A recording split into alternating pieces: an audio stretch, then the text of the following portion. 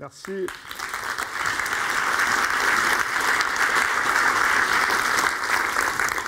Donc, vous m'entendez? C'est bon? Oui, c'est bon.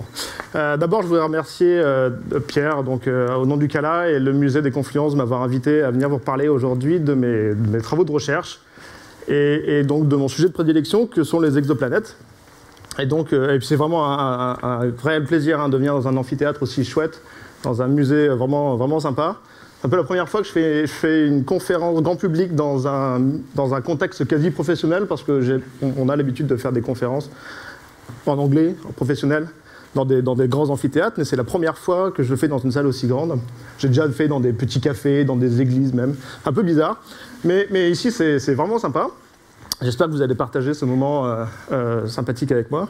Et donc je vais vous parler aujourd'hui d'exoplanètes, et notamment de la diversité de ce qu'on appelle des exotères. Alors exotères, c'est peut-être un peu de tout, mais vous allez voir que c'est petites planètes qu'on commence à trouver dans l'univers et qui nous montrent une grande diversité. Alors, je vais commencer par cette photo de famille du système solaire que j'imagine vous connaissez tous, ou j'espère que vous connaissez tous. Et donc, je vous nomme les planètes au cas où, Mercure, Vénus, la Terre avec son satellite naturel, la Lune, Mars, Jupiter, Saturne, Uranus et Neptune. Il manque Pluton, mais Pluton n'est plus considéré comme une planète majeure. Et donc, quand on prend juste une photo, alors ça c'est des vraies images de ces planètes, ce qui ne sera pas le cas après. Quand on voit toutes ces différentes planètes qui sont ici, qui ne sont pas représentées à l'échelle bien sûr, une chose est remarquable déjà, c'est qu'aucune planète ne se ressemble. Même à l'intérieur du système solaire, on a des planètes ici comme la Terre toute bleue, comme Neptune également toute bleue mais pour d'autres raisons, des planètes avec des anneaux fantastiques, des planètes complètement rocheuses avec plein de cratères. Ici, celle-là, on ne voit pas l'atmosphère, mais avec une énorme atmosphère. Bref, dans le système solaire, toutes les 8 planètes ne montrent pas les mêmes propriétés, ne ressemblent pas à la même chose. Et alors, en tant qu'astrophysicien, on a des belles images, c'est joli, mais on se pose la question de comment est-ce que toutes ces planètes se sont formées, et avec toute cette diversité de couleurs, de formes, de tailles, de masse, de distance, de tout ce qu'on veut. Et le problème, c'est que quand on imagine des modèles de formation très compliqués, on arrive à reproduire à peu près le système solaire. Le problème, c'est que c'est un cas unique qu'on peut très bien étudier en détail, mais qui ne permet pas de voir qu'est-ce qui se passe si on change, par exemple, le Soleil, si on prend une étoile plus grosse, plus petite, plus éloignée, plus proche, avec des compositions chimiques différentes. Et donc, nos modèles qu'on va modéliser, qu'on va faire sur des ordinateurs, ont besoin de ces paramètres, de savoir quelle est l'influence, par exemple, de tel ou tel autre paramètre sur la formation des planètes. Et ça, juste avec le système solaire, on est limité à un cas unique qu'on peut étudier en détail, mais il nous manque cette vision globale pour pouvoir vraiment comprendre comment les planètes se forment, et notamment celle sur laquelle on habite, qui est particulièrement intéressant de savoir comment cette planète s'est formée et comment a été son histoire. Alors, donc ça c'est des vraies images, comme je vous l'ai dit, de planètes dans le système solaire. Ça va être quasiment les dernières vraies images que vous allez voir ce soir. Malheureusement, on n'a pas encore des télescopes suffisamment performants pour pouvoir voir la même chose. Et typiquement, ce qu'on aimerait voir, c'est ça. On aimerait voir des planètes en dehors du système solaire. Donc les exoplanètes sont des planètes donc, qui tournent autour d'autres étoiles, en dehors du système solaire. Des étoiles qu'on peut voir à l'œil nu de nuit, alors peut-être pas dans le centre de Lyon, mais dans la campagne, autour de ces étoiles qu'on voit à l'œil nu, il y a des planètes qui tournent. Et on aimerait pouvoir voir des choses comme ça. Malheureusement, ce qu'on voit, c'est ça. Alors là, je vais vous juste demander à la régie de baisser un petit peu la lumière juste sur cette slide, s'il vous plaît, histoire d'augmenter un petit peu le contraste. Et donc, ce qu'on voit, c'est ça. Ça, c'est une étoile. Donc ça, c'est une image faite avec le télescope très large de l'observatoire austral au Chili, pardon. Donc on voit une étoile. Donc c'est un télescope de 8 mètres. C'est l'un des meilleurs instruments au monde. Et voici ce qu'on voit. On voit une étoile. Un phare. Et si vous avez de bons yeux, alors j'ai mis un rond, du coup ça aide. Ici, c'est l'exoplanète qu'on voit. D'accord ? Donc ça n'a rien à voir effectivement avec l'image que je vous avais montrée avant. Et si on fait le rapport de contraste, en fait, pour un photon émis par la planète, on en a à peu près 1,5 milliard par l'étoile. Donc, pour vous représenter les choses, c'est comme si que vous étiez du sommet de la Tour Eiffel et que vous placiez un ver luisant. Alors, ça commence à devenir compliqué de trouver des vers luisants. Je ne sais pas si vous savez ce que c'est, parce qu'en ville, il n'y en a plus beaucoup. Et imaginez-vous une lumière toute petite, toute faible, que vous placeriez à côté, à quelques centimètres du phare de New York. Alors, c'est pas possible parce que la Terre est ronde. Bon, si on suppose que la Terre est plate et qu'on met... il faut un petit peu d'imagination. Bref, vous vous placez à quelques milliers de kilomètres, et vous mettez ce ver luisant à côté d'un phare, et vous essayez, même avec un très gros télescope, d'aller imager, de faire une photographie de ce ver luisant, cette luciole à côté du phare. Vous allez vite vous rendre compte que ça va être extrêmement compliqué, même en s'affranchissant du fait que la Terre est ronde. Et donc, c'est compliqué. On a mis énormément de temps à arriver à obtenir ce genre d'image. Ça nous a demandé des instruments extrêmement performants, sur des télescopes très très gros. On commence maintenant à pouvoir les photographier, mais pas plus que juste un petit point lumineux. Alors, on utilise d'autres techniques pour trouver des exoplanètes. Je vais vous les présenter brièvement. La première technique qu'on utilise, qui a donné énormément de résultats, vous avez certainement entendu parler de cette méthode, c'est une méthode qui s'applique, qu'on appelle la méthode des transits, et qui utilise le principe qui est la même chose, en quelque sorte, que quand vous avez la Lune qui passe devant le Soleil. Je ne sais pas si certains d'entre vous, en fait, si, je sais qu'il y a certains d'entre vous qui sont allés à l'éclipse voir aux États-Unis il y a un mois et demi. Vous voyez, pendant que la Lune passe devant le Soleil, vous avez une baisse de luminosité qui est importante. C'est une éclipse totale où il fait même complètement noir. Et à partir de là, on a donc une baisse de luminosité. Alors là, c'est dans le système solaire, c'est la Lune qui passe devant le Soleil. Mais le principe est le même. Si vous avez une étoile avec une planète qui passe devant, alors il faut que l'inclinaison du plan orbital soit favorable. Mais ça arrive. Et si vous avez une planète qui passe devant son étoile, on va avoir une petite baisse de la luminosité de l'étoile. Ce qu'on voit ici. Si la planète est grosse, l'éclipse va être importante, la baisse de luminosité va être profonde, très, très importante.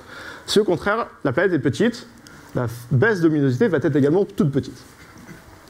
Donc pour vous donner un ordre d'idée, si on pouvait observer Jupiter en dehors du système solaire qui passe devant le Soleil, la baisse de luminosité que influence Jupiter, c'est à peu près 1%. Donc on verrait la luminosité du Soleil baisser de 1%. Si on pouvait voir la Terre passer devant le Soleil depuis les confins de l'univers, on verrait une baisse d'à peu près 100 photons par million. Donc c'est extrêmement petit, il faut des instrumentations extrêmement performantes. Pour arriver à de tels niveaux de précision, on ne peut pas le faire depuis le sol parce que l'atmosphère a des turbulences qui nous empêchent de pouvoir atteindre ce niveau de précision et typiquement il faut aller dans l'espace. Donc typiquement 2 missions spatiales pour l'instant qui ont permis de détecter des planètes de cette taille-là. Vous avez certainement entendu parler de ces missions. La première, c'est Corot, mission française, ça vaut le coup de le remarquer.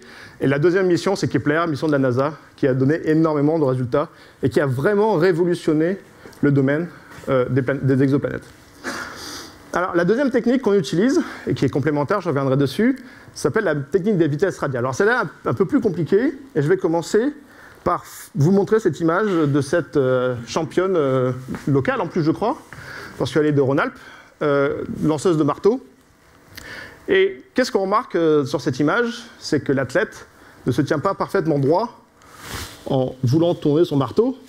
Elle se décale un petit peu pour pouvoir compenser en quelque sorte le fait que le marteau a une certaine masse et tourne autour.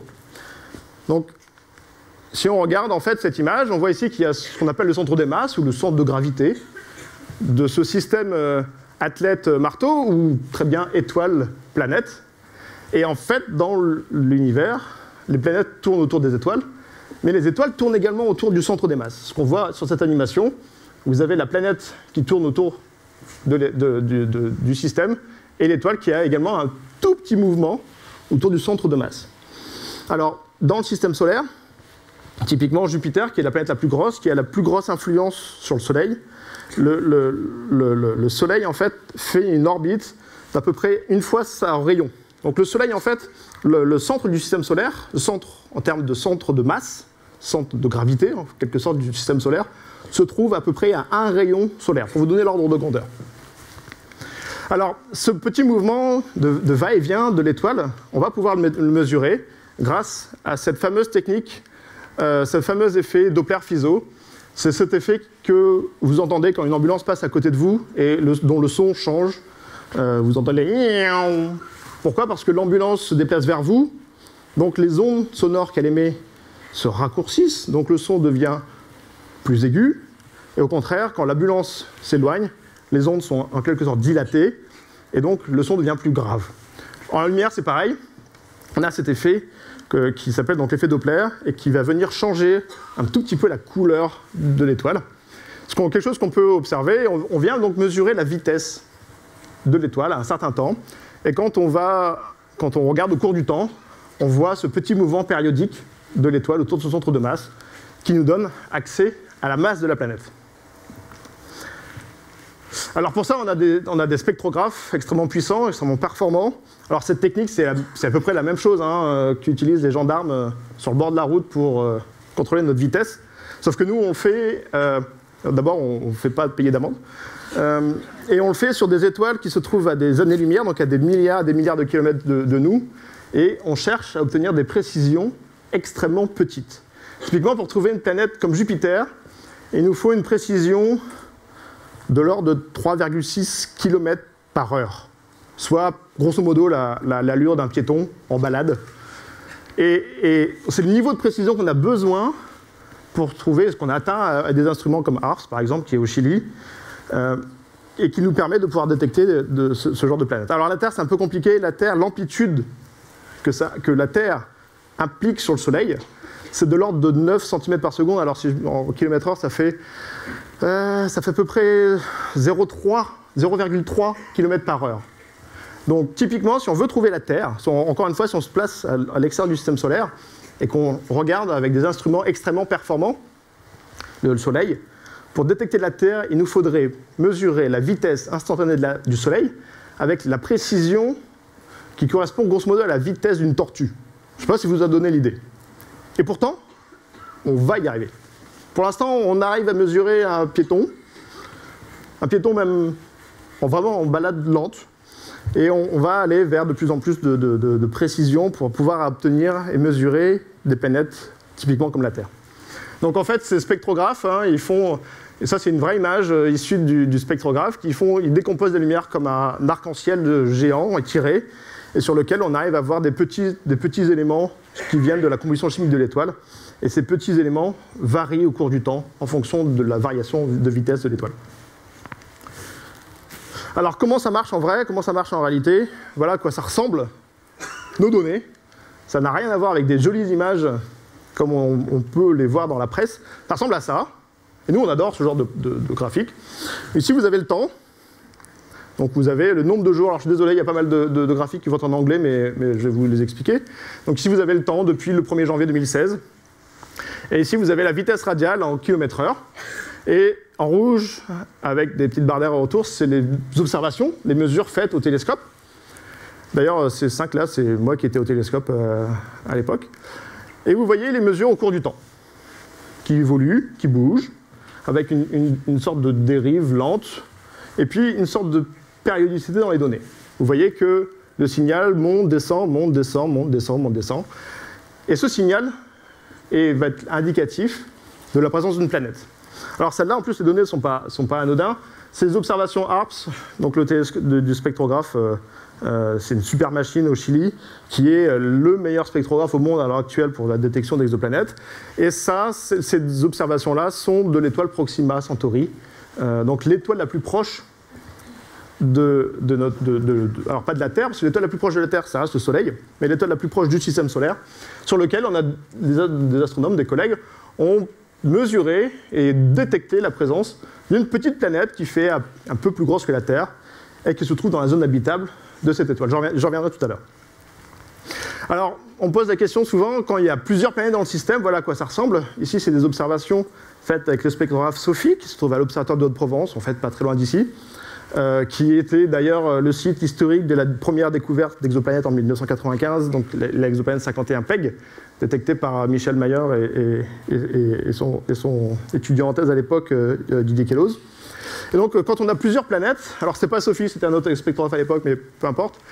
Quand on a plusieurs planètes, eh bien, on voit une variation avec plusieurs périodes orbitales. Ici, on voit une période relativement courte, une variation relativement courte, période orbitale, et une deuxième qui s'additionne à plus longue période. Et donc, de l'analyse de ces données, ce qui n'est pas forcément toujours très simple, on arrive à remonter à la période orbitale de la planète, donc le temps que la planète met à faire le tour de son orbite, le tour de son étoile, et de l'amplitude, on en déduit la masse. Alors, il y a une autre technique qui est apparue, qui a été mise en place plus récemment pour permettre de mesurer des masses d'exoplanètes, qui utilise des effets dynamiques du fait que quand vous avez deux planètes qui orbitent autour de l'étoile, enfin du centre des masses, pour être précis, ces deux planètes ont une certaine masse et elles vont venir se perturber mutuellement. Ce qui se passe, c'est que quand on observe au cours du temps les transits de ces planètes, ici vous avez des données du télescope spatial Kepler, donc vous avez chaque transit, le premier transit, puis le deuxième qui est mis juste en dessous, le troisième juste en dessous, etc. Et qu'est-ce qu'on remarque de la planète, or c'est certainement la planète interne, on voit que les transits parfois sont un petit peu en avance, parfois un petit peu en retard. Vous voyez? Alors si je vous mets les flèches là, on voit un peu mieux. Et cette petite variation dans les temps des transits sont dues au fait qu'il y a une autre planète dans le système qui vient un petit peu perturber la première et qui va donc faire ce décalage. Et si on analyse ces petites variations dans les époques, dans les temps des transits, on est capable de remonter, alors c'est assez compliqué, c'est des modèles extrêmement lourds, avec beaucoup de temps de calcul, mais on arrive à la fin à remonter à l'information de quelles sont les masses de ces deux planètes.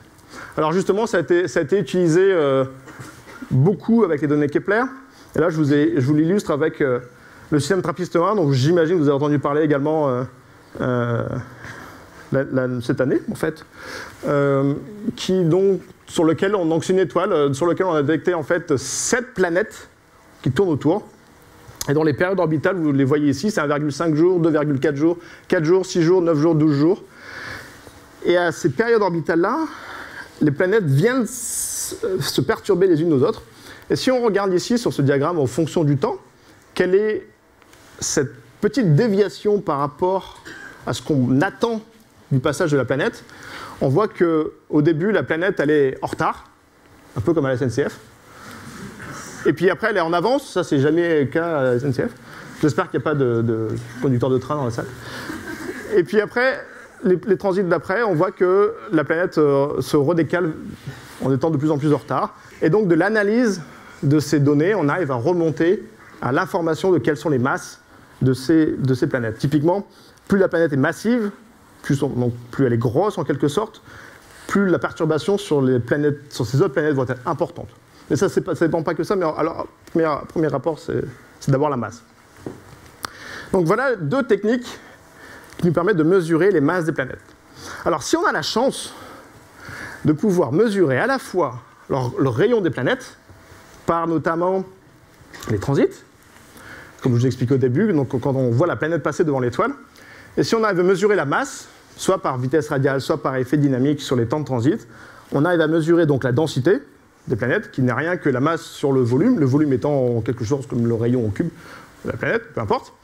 Et si on a la densité, on va pouvoir déterminer quelle est la nature de l'objet. On n'aura pas juste détecté une planète, on va pouvoir connaître sa nature. Et pour vous donner un ordre d'idée, dans le système solaire, la Terre a une densité de à peu près 5,5 grammes par centimètre cube. Peu importe le chiffre. Jupiter, qui est une planète donc gazeuse, a une densité de l'ordre de 1,3 grammes par centimètre cube. Donc si on arrive à mesurer la densité des planètes, on va être capable de faire la distinction entre une planète peu dense, avec donc une très grosse atmosphère, et une planète plutôt rocheuse, plutôt tellurique, comme la Terre. Et donc on va pouvoir avoir une mine d'informations quand on a la densité, pour savoir si la planète s'est formée avec ou sans, typiquement, une grosse atmosphère autour d'elle. Et typiquement, quand on a une planète qui se forme comme la Terre, rocheuse, avec une atmosphère relativement fine, ou au contraire une planète géante, avec une très grosse atmosphère, les histoires de ces formations sont complètement différentes. On ne peut pas former de la même manière une planète avec 300 fois la masse de la Terre en atmosphère et au contraire une planète Terre avec une atmosphère extrêmement petite et ténue. Donc, avoir l'information de la nature de l'objet est vraiment un atout extrêmement important pour pouvoir comprendre derrière la formation de ces objets. Alors, pour vous sensibiliser un petit peu et vous donner un petit peu l'impression de ce qu'on est capable de faire, je vous ai trouvé, ici illustré, 5 planètes qui font 5 masses terrestres, donc 5 fois la masse de la Terre. Donc en gros, ce qu'on appelle des super-terres. Donc 5 planètes qui ont chacune 5 masses terrestres. On verra juste après des exemples de ces objets-là. Et vous voyez que ces 5 planètes ont des rayons différents. Donc comme on est capable de mesurer les masses et des rayons, on voit cette différence de rayons pour une même masse. Alors je vous ai mis la Terre ici à l'échelle, avec sa structure interne. Et donc, en étant capable donc, de mesurer à la fois les masses et les rayons, vous vous demandez bien que 5 planètes qui font la même masse, mais qui ont des rayons différents, ne peuvent pas avoir la même composition. Ça paraît logique. Et alors, à partir de ça, on va avoir des modèles de structure interne de planètes qui sont aussi un petit peu compliqués. Mais ça va nous permettre de pouvoir illustrer quels sont l'intérieur de ces objets. Et pouvoir faire la différence, si on a une précision suffisamment bonne sur les mesures typiquement de masse et de rayons de ces planètes, de faire la distinction entre une planète qui aurait ici un manteau interne extrêmement important, comme typiquement Mercure dans le système solaire, donc d'avoir une planète de type super Mercure, ou alors une planète avec une composition très proche de la Terre, en tout cas le rapport entre la masse du cœur et la masse du manteau de la Terre similaire. Ici vous avez en fait ce qu'on appelle une super Terre, ou alors des planètes dont on n'a pas la preuve qu'elles existent, mais dont les données sembleraient montrer que ce genre de planète pourrait exister. En tout cas, en termes de théorie, on peut les reproduire sans problème. Des histoires des planètes qu'on appelle des planètes manteaux, où le cœur de la planète est extrêmement petit, voire inexistant. Alors, on ne comprend pas forcément comment ce genre de planète se forme, mais vous allez voir juste après que ce genre de planète, en fait, semble exister dans la galaxie. Alors après, il y a des objets un peu plus exotiques, on appelle des planètes océans. Pour ceux qui sont fans de science-fiction, on ne va pas forcément trouver de Kevin Costner sur ces planètes, où on aurait pas de noyau, un manteau qui ferait à peu près la moitié de la masse de la planète, et au-dessus, un gros océan d'eau qui serait en grande partie à l'état de glace, pour des histoires de pression et de compression, mais avec une toute petite couche d'eau éventuellement liquide à la surface, bon, petite couche de peut-être quelques centaines de kilomètres, hein. Mais typiquement, ce genre de planète, si on arrive à mesurer des planètes aussi larges pour cette masse, on n'arrive plus à l'expliquer en mettant des éléments lourds, comme la roche ou le fer. Et donc, si on veut expliquer un rayon aussi important, il nous faut des éléments légers. Et des éléments légers, typiquement l'eau est un élément suffisamment léger pour pouvoir expliquer ce rayon plus important que celle-là, par exemple. Alors l'eau, en même temps, c'est quand même relativement pratique. D'abord parce que sur Terre, c'est un peu ce qui a aidé à l'émergence de la vie. Mais quand on forme des planètes, quand on explique des modèles de formation de planètes, on a besoin d'eau et de glace. Pourquoi? Parce que la glace va être un catalyseur de l'accrétion des poussières entre elles. Et ça va nous permettre de pouvoir accréter des planètes et les former de plus rapidement. Donc l'eau est censée être un élément vraiment dominant dans la formation des planètes. Donc on attend que les planètes soient fortement hydratées. Et donc ce genre de planète, avec donc une grande quantité d'eau, pourrait très bien exister. Alors après, si on va sur des planètes encore plus grosses pour la même masse, on n'y arrive plus. On peut mettre 100% d'eau, mais des planètes constituées uniquement d'eau, c'est compliqué à imaginer. On a du mal enfin, ça fait des grosses boules d'eau du coup, mais du coup, on a quand même du mal à les concevoir. Donc on est obligé de rajouter cette fois-ci du gaz, parce que le gaz, c'est très facile à accréter, et ça prend énormément de place. Donc après, on rentre dans un autre domaine de planètes qu'on appelle les mini-Neptunes, qui ici aurait un petit cœur rocheux, une couche éventuellement importante d'eau qui soit dans un état dit supercritique, mais qui en gros représente un état particulier où on est à mi-chemin entre l'eau liquide et l'eau glacée, et une couche supérieure d'atmosphère, composée principalement d'hydrogène et d'hélium. Alors, si on a ce genre de planète, on va pouvoir donc, encore une fois, si on arrive à mesurer suffisamment précisément, et je vous rassure tout de suite, on y arrive, les rayons et les masses de ces planètes, on va pouvoir aller même un peu plus loin que savoir si la planète est plutôt rocheuse ou plutôt gazeuse, comme c'était le cas au début entre la Terre et Jupiter. On va pouvoir voir si la planète a plutôt un gros cœur et un tout petit manteau, ou au contraire a une grande quantité d'eau, à l'état éventuellement liquide ou de glace, et donc avoir encore plus d'informations sur l'histoire de comment ces planètes se sont formées. Alors on peut ensuite aller encore plus loin, quand on a ces exoplanètes qui passent donc devant l'étoile, c'est qu'on peut venir mesurer leur atmosphère. Alors là, c'est extrêmement compliqué. On en est vraiment au tout début, mais en tout cas, c'est une technique qui est très prometteuse. Parce que quand la planète passe devant l'étoile, on va avoir une toute petite fraction de la lumière qui vient de l'étoile qui passe à travers l'atmosphère. Alors en fait, c'est vraiment la haute atmosphère des planètes qui est concernée, mais quoi qu'il en soit, on a une toute petite fraction de cette lumière d'étoile qui passe à travers l'atmosphère. Et donc l'atmosphère va venir laisser son empreinte dans la composition de la lumière. Et ça, on peut être capable de le mesurer. Ça nécessite des instruments extrêmement performants. Et ici, je vous ai montré des vraies données qui sont obtenues avec le télescope spatial Spitzer, un télescope de la NASA, qui fait 1 mètre de diamètre et qui observe dans un domaine de longueur d'onde qui n'est pas accessible à l'œil humain, mais qui va vers l'infrarouge. Et qui a observé, alors ça, les données ne sont pas du transit quand la planète passe devant, mais quand la planète passe derrière. Donc quand la planète passe derrière l'étoile, il y a une partie de la lumière que la planète émet, naturellement, parce que la planète a une certaine température, comme d'ailleurs nous tous, qui va du coup disparaître, parce qu'elle passe derrière, on ne va plus la voir. Cette lumière va être bloquée par l'étoile. Puis quand la planète va passer de l'autre côté, elle va réapparaître. Et c'est ce qu'on voit ici. Donc ici encore les données en fonction du temps, dans différentes longueurs d'onde, donc ces différentes couleurs du spectre, du spectre électromagnétique. Et on voit clairement qu'en fonction de la couleur à laquelle on regarde, on voit un transit, donc cette baisse de luminosité quand la planète passe derrière, qui change. Et donc, cette profondeur, en fonction de la longueur d'onde, va nous donner une information sur quelle est la composition chimique de l'atmosphère des planètes. Alors ça, c'est quelque chose de potentiellement incroyable, parce que le jour où on voudra chercher des signatures de vie, ce qu'on appelle aussi les biomarqueurs, typiquement chercher la présence d'eau, la présence d'ozone, la présence de méthane, on va pouvoir avoir une information de la composition chimique de l'atmosphère de ces planètes. Et donc, ça va être la technique qu'on va utiliser, qu'on essaye d'utiliser, pour en quelque sorte essayer de chercher la vie autour de ces planètes. Pour l'instant, pas d'annonce à faire pour le moment. Alors, si on revient sur cette diversité de ce petit monde, qui est un peu le titre de la conférence de ce soir, je vous ai mis un graphe parce que nous, scientifiques, vous savez, on aime bien les graphes, parce que ça nous permet de vraiment se représenter les choses dans leur contexte.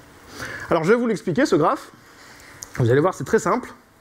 Sur l'axe, ici, vous avez la masse de la planète, qui est relatif à la masse de la Terre. Donc, vous avez la Terre ici, qui fait une masse terrestre. Jusque-là, ça va.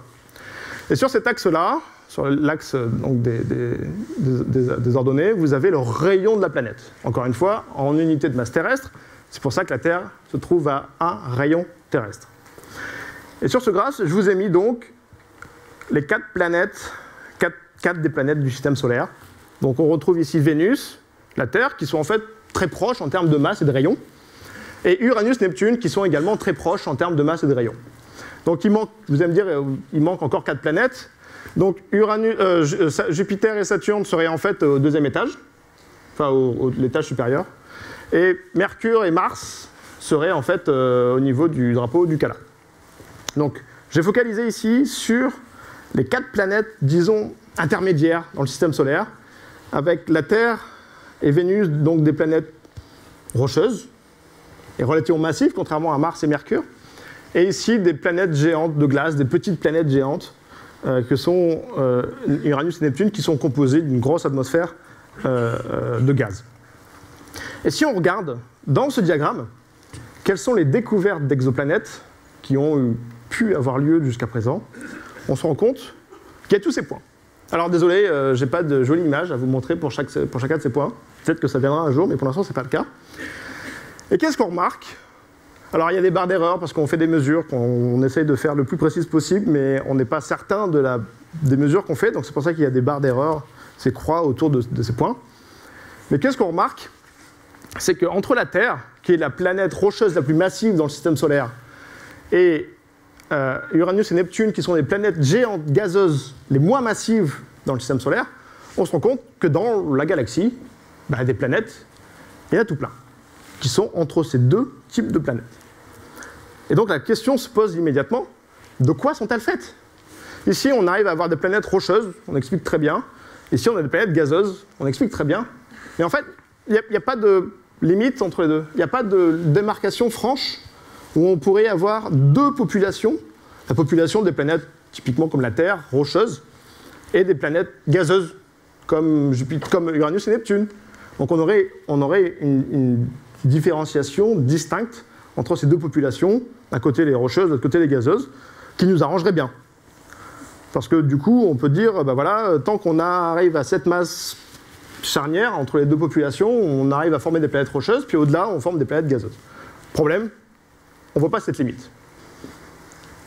Donc, dans la galaxie, autour des étoiles qui sont dans notre voisinage solaire, on trouve des planètes qui ont des propriétés telles qu'il n'y a pas dans le système solaire. Alors, c'est vraiment un problème parce qu'on ne sait pas de quoi elles sont faites. Alors, si on met les modèles qu'on peut calculer sur ordinateur, qui supposent quelques hypothèses, on peut avoir ce genre de graphique, où ici, donc, on a les lignes qui vous montrent les 5 types de planètes que je vous ai montré juste avant. Donc ici, en jaune, les planètes de type Super Mercure, donc avec ce gros manteau et ce gros cœur et ce petit manteau. Ici, juste au-dessus, vous avez les planètes de composition comme la Terre et Vénus. Au-dessus, des planètes qui auraient pas de cœur, uniquement un manteau rocheux. Ici, c'est planètes océans, avec la moitié de manteau et la moitié d'eau. Et puis au-dessus, des objets qui sont certainement dominés par beaucoup de gaz, parce qu'ils se retrouvent avec des densités plus faibles que 100% d'eau. Et si on dit que 100% d'eau, ça peut être une bonne limite pour avoir des planètes dominées par des compositions de gaz. Du coup, tous ces objets ici sont certainement plutôt des mini-Neptunes. Et donc, c'est très intéressant de faire cette comparaison, parce qu'on voit donc, encore une fois, dans ces exoplanètes, certaines de ces planètes ont des compositions complètement différentes.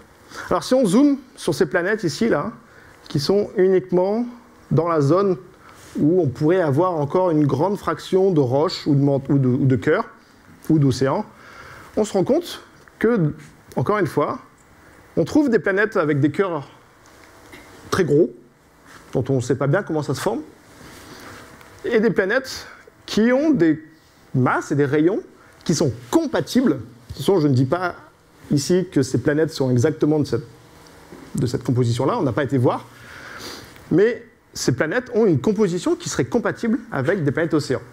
Donc, je vous rappelle, 50% de manteau et un gros océan d'eau glacée et liquide à sa surface.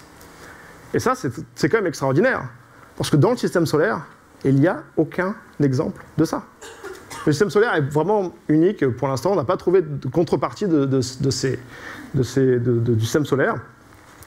Et donc, c'est une immense diversité. Rappelez-vous, au début, quand je vous montrais la photo le portrait de famille du système solaire, on se rendait compte que, finalement, aucune planète du système solaire ne se ressemblait entre elles. Mais en fait, aucune exoplanète ne se ressemble non plus. La diversité est vraiment incroyable. Et si on se focalise ici sur les planètes, les quelques planètes qu'on a détectées à l'heure d'aujourd'hui, qui ont vraiment des masses et des rayons très proches, très similaires à celles de la Terre. Alors, désolé, le trappiste, la couleur est finalement pas géniale.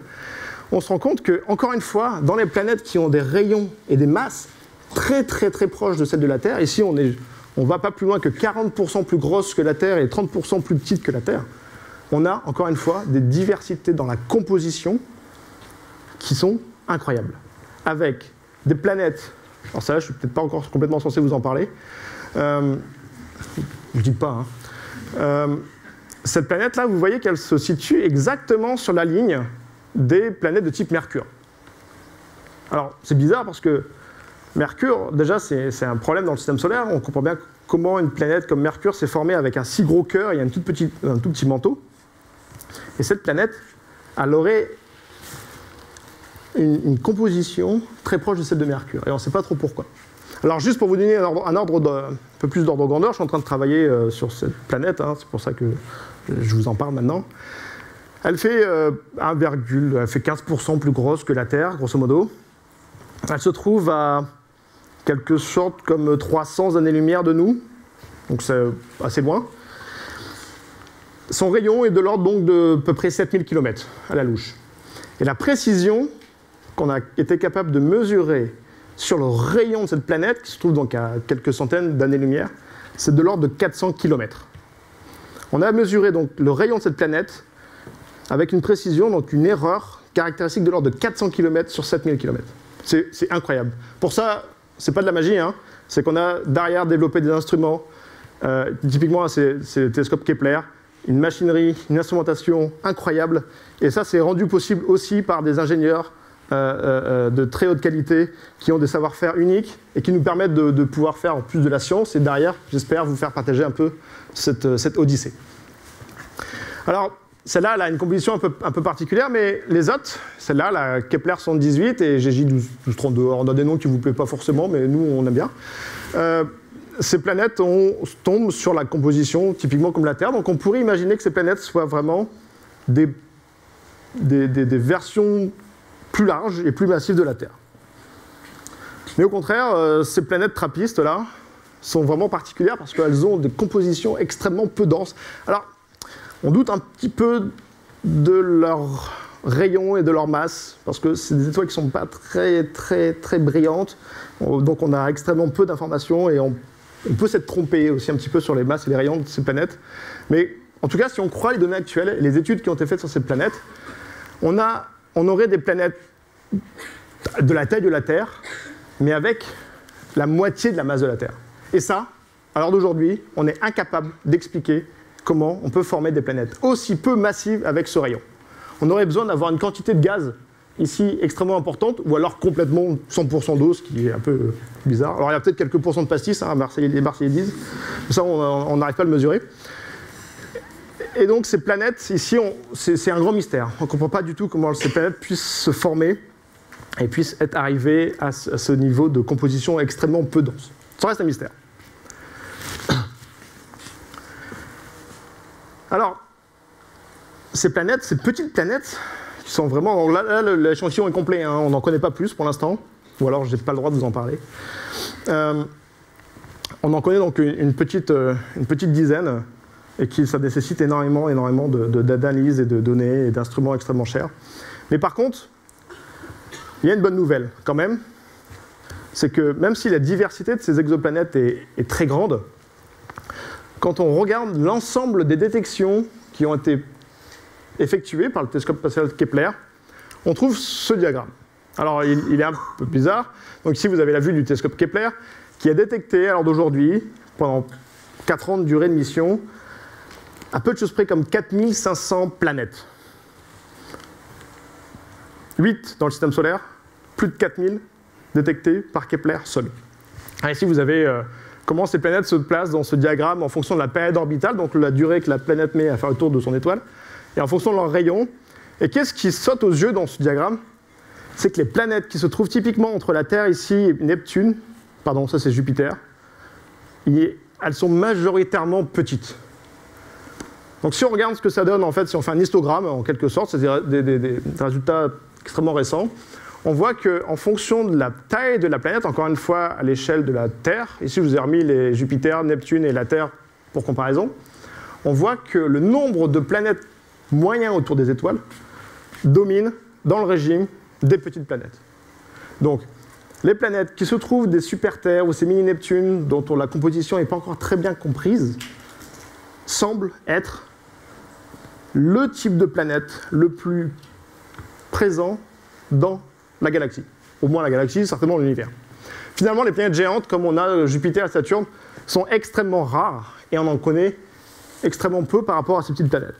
Donc il faut s'imaginer un petit peu, si on faisait un peu le catalogage de toutes ces exoplanètes, ce qui n'est pas forcément intéressant, mais on peut s'imaginer qu'autour de toutes les étoiles une grande fraction des étoiles qui nous entourent, on a plein de planètes, et que la plupart de ces planètes se trouvent dans un régime de rayons, ici, mais en fait de masse également, qui soit entre la Terre et Neptune. Donc c'est super Terre.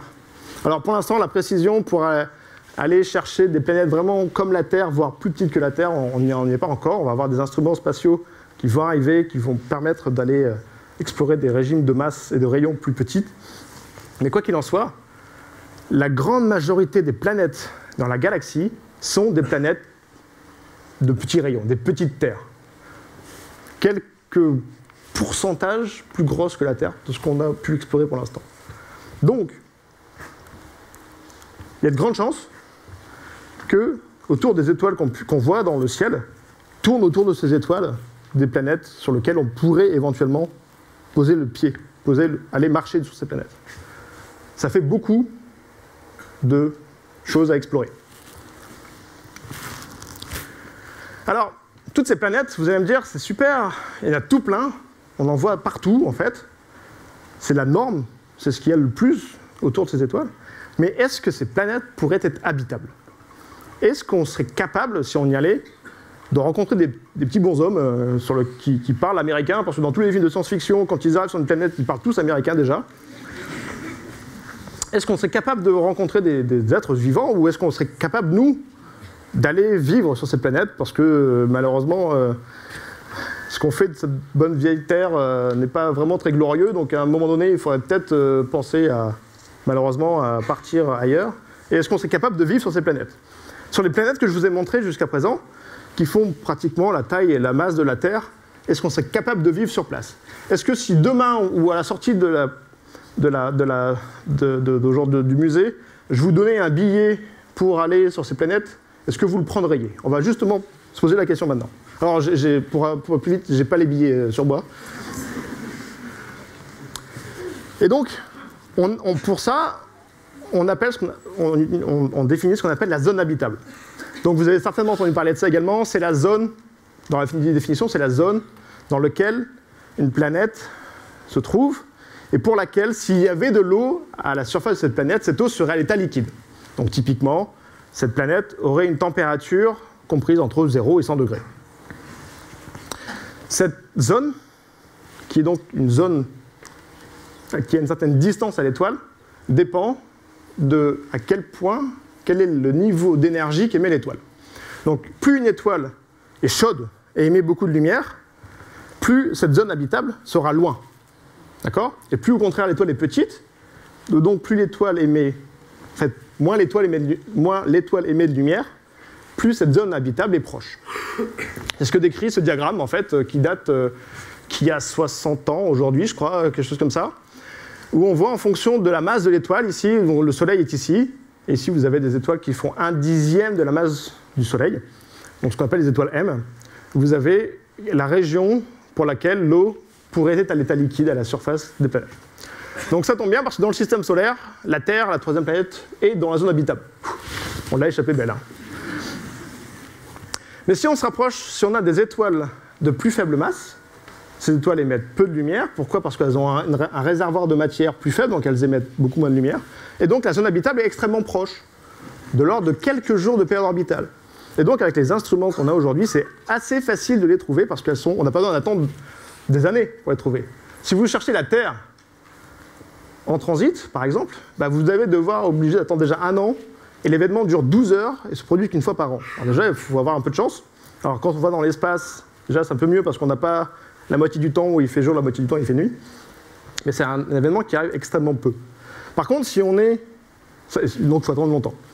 Si on cherche des planètes dans la zone habitable de naine M, typiquement, la période orbitale est de quelques jours. Du coup, ça va plus vite, on peut sortir des résultats plus rapidement et on peut continuer. Alors, si je passe ici, la Kepler 78, vous n'avez peut-être pas retenu son nom, c'est l'une de ces planètes qui a une composition très similaire à la Terre et qui fait juste 10% plus grosse que la Terre. Kepler 78 se trouve ici, donc très très loin de la zone habitable. Elle tourne autour d'une étoile un peu plus petite que le Soleil, mais elle est extrêmement proche de son étoile. Alors, Ce genre de planète, si j'avais la capacité d'avoir un gros télescope qui serait capable d'imager, de faire une photo de cette planète, voici à quoi elle ressemble. Bien sûr, c'est une vue d'artiste que je vous montre ici. Ça pourrait ressembler à ça. Pourquoi? Parce que quand on est aussi proche de l'étoile que ça, il y a ce qu'on appelle des effets de marée qui vont venir synchroniser la planète. Pour dire autrement, la planète tourne sur elle-même avec la même période qu'elle tourne autour de son étoile. Donc, c'est un peu comme la Lune. Je ne sais pas si vous avez remarqué, la Lune tourne sur elle-même autour et avec la même période qu'autour de la Terre. C'est pour ça qu'on a une face qui est visible et l'autre face, la face cachée de la Lune. Donc ces planètes seraient en synchronisation. L'année dure la même durée que le jour, du coup. D'accord? C'est chouette parce que du coup on a un anniversaire tous les jours. C'est pas mal. Mais par contre, l'inconvénient, c'est que comme cette planète tourne avec la même période autour de son étoile, il y a un côté qui est tout le temps exposé au Soleil, à leur étoile, et un côté qui ne l'est jamais. Alors les astronomes maintenant dans la salle, je pense qu'ils vont se placer du côté où il fait nuit tout le temps, mais c'est peut-être pas forcément la meilleure solution non plus. Et donc ce genre de planète pourrait ressembler à ça, avec un côté jour qui serait un océan de magma en fusion, des endroits extrêmement sympas d'aller vivre.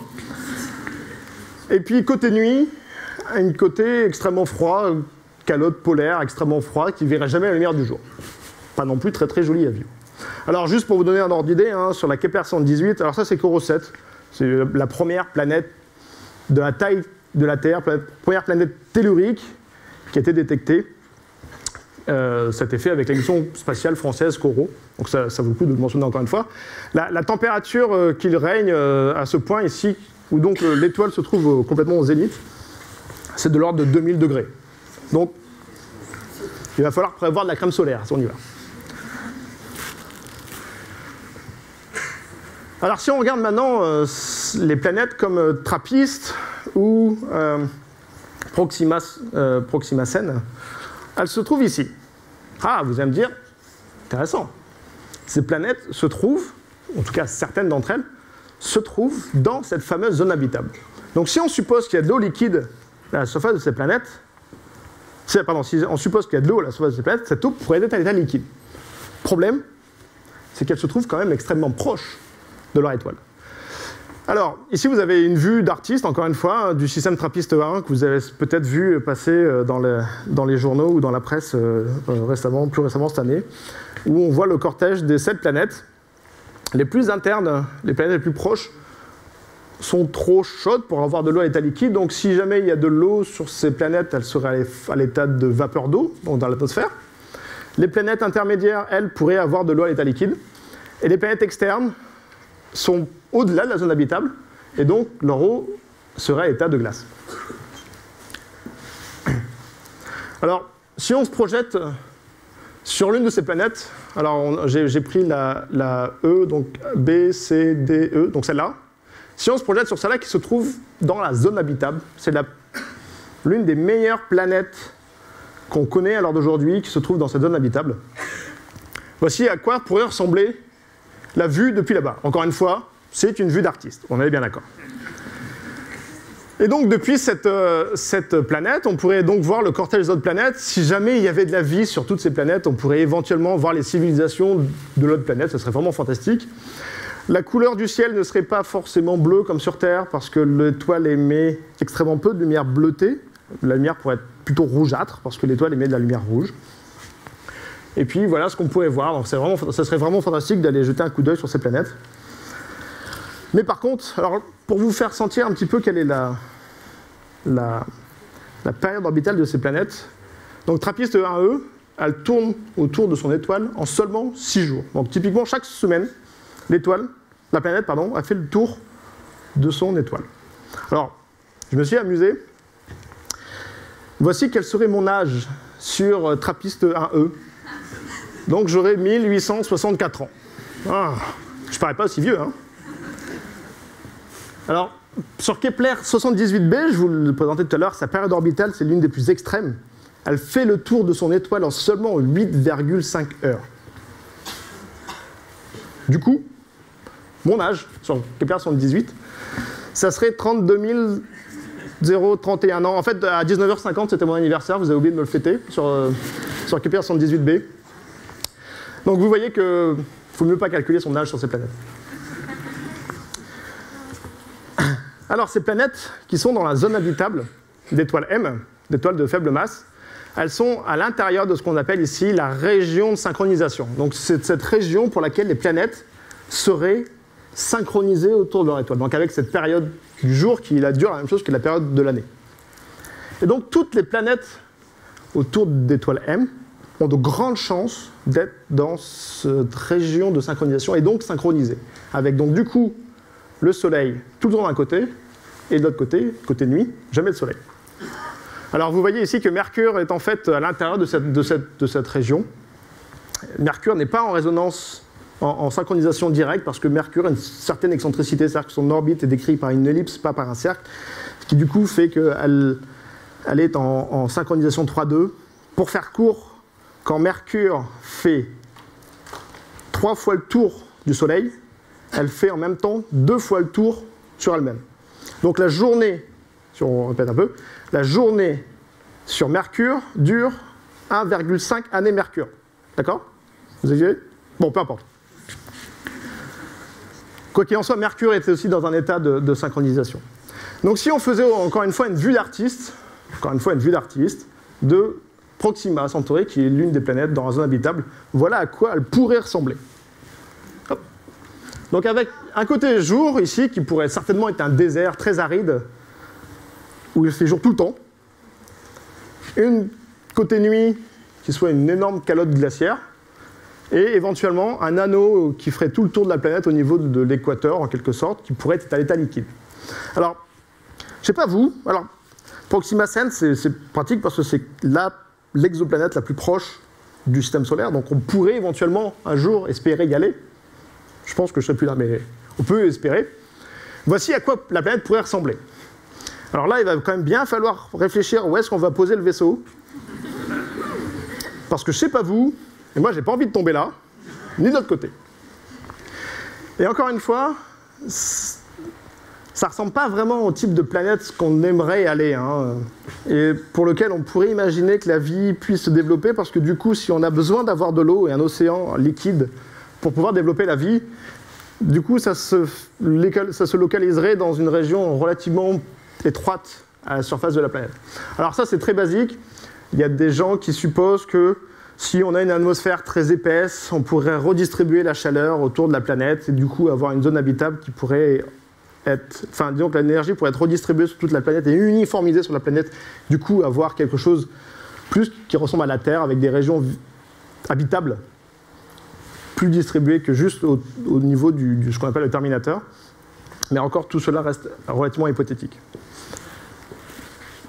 Alors, c'est assez rigolo, en fait, ce genre de planète, parce que, imaginez-vous, on peut faire un peu de philosophie, pas trop longtemps, hein, je vous rassure. Si jamais on était, imagine, une espèce vivante sur cette planète, qui se trouverait, disons par ici, une espèce intelligente, mais pas forcément avancée, et de telle manière qu'elle ne puisse pas forcément se déplacer beaucoup sur sa planète. Donc elle aurait typiquement, elle serait intelligente, mais elle n'aura pas encore inventé la voiture. Donc elle resterait dans son environnement autour de l'endroit où elle est née, ce qui d'ailleurs était un peu le cas de l'espèce humaine jusqu'à pas si longtemps que ça en fait. Et bien, cette civilisation, on peut se poser la question de savoir si cette civilisation aurait une notion du temps, comme nous l'avons actuellement. Pourquoi? Parce que pour nous, la notion du temps, c'est quelque chose de très facile, parce que nous avons un cycle extrêmement évident qui est le Soleil. Et on a ce cycle de 24 heures, le Soleil qui apparaît, qui se couche, qui réapparaît, qui nous donne cette échelle de temps. Et donc, la notion même du temps est quelque chose d'évident pour nous. Mais si on se place sur cette planète, à cet endroit-là, on a le Soleil, l'étoile, qui se trouve tout le temps au même endroit. On ne le voit jamais bouger. Donc, la notion de temps pour cette pseudo-civilisation hypothétique qui existerait n'est pas forcément évidente. Donc, en fonction de la planète dans laquelle on habite, en quelque sorte, on pourrait ne pas avoir les mêmes notions que d'autres civilisations pourraient avoir.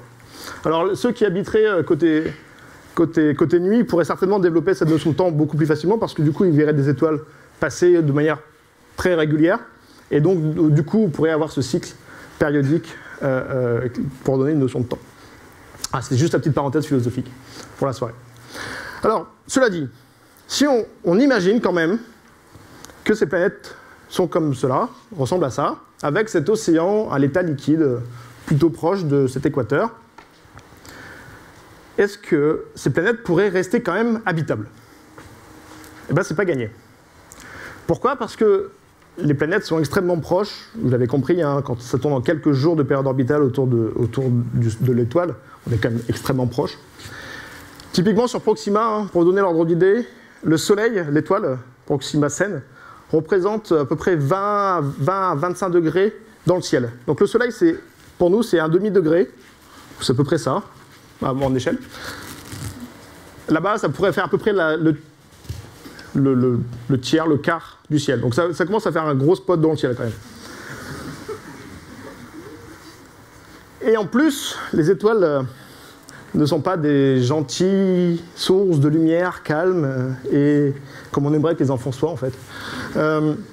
Elles ont des éruptions solaires très intenses, très énergétiques, qui ne sont pas du tout propices à l'émergence de chimie complexe, organique, parce que ces particules énergétiques vont venir casser les molécules, et donc c'est compliqué de construire donc, des choses très complexes si on a des rayonnements très énergétiques qui viennent frapper notre chimie qu'on essaie de construire.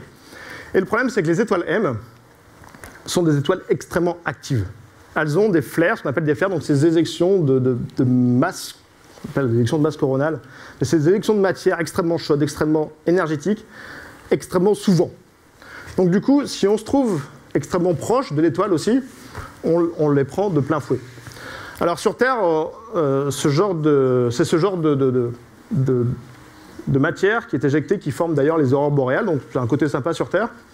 Mais sur Terre, elles sont sympas parce que la Terre a une magnétosphère, donc un champ magnétique qui va venir nous protéger, qui va faire ce sorte de bouclier à ces particules chargées et qui va venir en fait les écarter pour pas qu'elles viennent frapper la Terre directement. Donc si on a une planète autour d'une M, comme par exemple Proxima, pour qu'elle puisse être habitable, il faudrait que la planète ait également un champ magnétique intense. Ce qu'on ne sait absolument pas. Hein, mais on sait qu'en tout cas, elle aurait besoin d'un champ magnétique vraiment très fort pour pouvoir être habitable. Alors, le champ magnétique de la Terre, il est créé à partir du noyau interne de la Terre qui est à l'état liquide, qui fait donc un courant électrique qui, du coup, génère un champ magnétique, peu importe.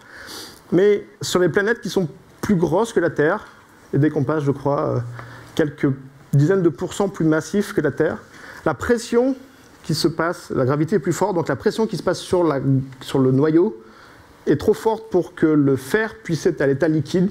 Du coup, on a un noyau solide et donc pas de champ magnétique.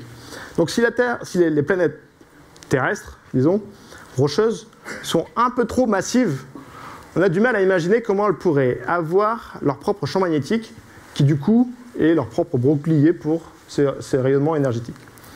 Alors ça, c'est vraiment un gros problème. Hein.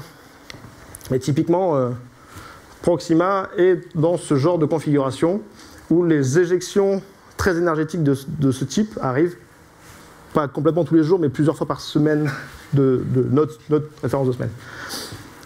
Alors, l'autre chose qui serait nécessaire également à une émergence de vie telle qu'on pourrait l'imaginer, c'est bien sûr d'avoir une atmosphère.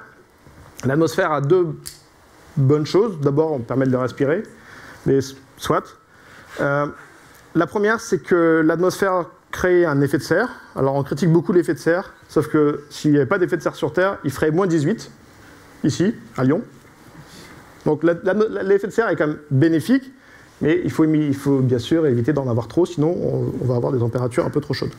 Donc, l'effet de serre est quelque chose d'important, histoire de pouvoir également être habité éventuellement un peu plus loin que ce que la planète ne pourrait être. Et l'autre particularité importante de l'atmosphère, c'est qu'elle limite, elle arrête les rayonnements ionisants. Typiquement, les rayons gamma ou les rayons X qui viennent des étoiles, de l'étoile, sont coupés par l'atmosphère parce que ces particules sont arrêtées. Et encore une fois, ce sont des rayonnements énergétiques qui viennent casser les molécules complexes, organiques. Et donc, encore une fois, si on n'a pas une atmosphère dense ou suffisamment épaisse, ces rayonnements pourraient venir détruire toute forme de vie qui essaierait d'émerger. Donc on a besoin d'un champ magnétique intense et on a besoin d'une atmosphère importante. Donc au final, si on cherche vraiment des planètes habitables, sur lesquelles on pourrait éventuellement rencontrer une civilisation extraterrestre, ou aller coloniser parce qu'on a manque de place ou parce qu'on n'arrive plus à vivre sur Terre, il va falloir qu'on aille chercher des planètes qui sont au-delà de cette zone de synchronisation, plus loin que leur étoile, et donc plutôt autour d'étoiles de type solaire. Et ça, pour l'instant, on a du mal à les détecter, parce que ça demande des instruments stations spatiales extrêmement perfectionnés, extrêmement coûteuses également. Et donc pour l'instant, on n'a pas... La mission Kepler est arrivée à un cheveu de trouver ce genre de planète. On en trouvait quelques-unes quand même, mais extrêmement peu. Et donc en Europe, on a décidé de créer cette prochaine mission spatiale qui s'appelle Plateau, et dont l'objectif est vraiment d'aller chercher ce genre de planète dans la zone habitable d'étoiles de type solaire. Alors juste quelques mots sur Plateau. Donc ça a un champ de vue pour les... Alors là je parle un peu pour les astronomes amateurs qui sont dans la salle. Ça a un champ de vue énorme, hein. On parle de 40 degrés sur 60 degrés, donc ça fait un tiers du ciel. Donc c'est constitué de 26 télescopes de 12 cm de diamètre. La mission coûte 80 centimes d'euros par européen à peu près, une fois, donc c'est pas trop cher finalement. Elle se focalisera sur des étoiles relativement brillantes, entre magnitude 3 et magnitude 11, donc là je sais que les astronomes amateurs dans la salle sont très intéressés parce que c'est des étoiles qui sont accessibles à ce qu'ils peuvent faire. La mission est programmée pour un tir vers 2026, je ne m'avance pas sur la date, hein, ce sera certainement un petit peu après, et dont l'objectif sera donc de détecter et de caractériser vraiment précisément des analogues à la Terre, c'est-à-dire des planètes dans la zone habitable, autour d'étoiles de type solaire. Et ces planètes-là, on veut les trouver autour d'étoiles relativement proches, relativement brillantes. Pourquoi? Parce que si c'est proche, c'est plus pratique d'y aller. Mais surtout, ces étoiles brillantes sur lesquelles on pourra aller mesurer plus tard leur atmosphère. Ce qui n'est pas le cas si les planètes se trouvent trop loin. Et donc, si l'étoile se trouve loin, l'étoile est relativement faible, on a du mal à avoir des photons qui nous parviennent. Et donc, on a peu d'informations. Donc, si on veut pouvoir mesurer cette infime pellicule, couche d'atmosphère qu'on a par exemple sur Terre, il va falloir des étoiles relativement brillantes pour pouvoir avoir beaucoup de signaux. Et typiquement, pour vous donner l'ordre de grandeur de ce qu'on cherche quand on va venir essayer de détecter des atmosphères d'exoplanètes, le meilleur exemple, c'est l'atmosphère de la Terre. Et voici une image prise depuis la Station spatiale internationale de l'atmosphère de la Terre. Alors ici, vous voyez la courbe naturelle de la Terre. Et cette toute petite pellicule, c'est ce qu'on va venir chercher à mesurer. L'atmosphère de la Terre, c'est quelques dizaines, voire centaines de kilomètres sur un objet qui fait 6000 km de rayon. Donc c'est quelque chose d'extrêmement petit. Et vous vous imaginez bien, pour pouvoir mesurer quelque chose d'aussi petit, il faut une très grande précision. Et ça se traduit par avoir un gros télescope. Donc, on est en train de développer, alors ça c'est un projet qui sera lancé par une fusée Ariane, donc il y a ce télescope américain, James Webb, qui sera lancé par une fusée Ariane en mars l'année prochaine, qui devait être lancé en fait demain, mais ça a été retardé un petit peu, 6 mois de plus. Donc c'est le télescope spatial James Webb, successeur du télescope spatial Hubble. Donc ici vous avez le télescope à l'échelle de l'équipe scientifique aux États-Unis qui a développé ce télescope. Et qu'on enverra dans l'espace. Donc c'est un télescope de 6,50 m et qui aura la capacité, on l'a conçu aussi pour ça, pour aller détecter des atmosphères de petites planètes. Mais ça va certainement pas suffire si on veut attraper des atmosphères de planètes de type Terre. Il faut aller encore plus gros. Le problème, c'est que déjà 6,50 m, c'est un peu à l'étroit dans une fusée de Ariane, même Ariane 6. Donc typiquement, le miroir va être replié. Ici, ce segment-là va être mis derrière. Le miroir secondaire va être également derrière. Il y avait une vidéo sur YouTube que vous pouvez voir de comment le télescope va se déplier, en espérant que ça marche. Et c'est vraiment de l'ingénierie incroyable, si ça marche. Et donc, on a déjà du mal à... Ouais, alors le scénario le plus triste, ce serait que le miroir secondaire reste dans le dos, ne se déploie pas. A priori, ça va se déployer, il n'y a pas de raison. Mais, et puis, il n'y aura pas possibilité, comme Hubble, d'aller sur place pour réparer ou repolir le miroir, comme c'était le cas de Hubble. Donc ça serait très dramatique, sachant que c'est une mission qui a coûté $1 milliard. Pardon, un peu plus encore, 7 milliards $. Bon, c'est les Américains qui ont beaucoup payé, hein, mais on a aussi un peu contribué en Europe.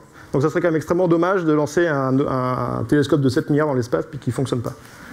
Alors, il nous faudrait encore plus de lumière, donc un des télescopes encore plus gros. Le problème, c'est qu'on a du mal à envoyer des télescopes aussi gros que ça dans l'espace. Ça va déjà être le plus gros télescope jamais envoyé dans l'espace, mais ça ne va pas être assez suffisant.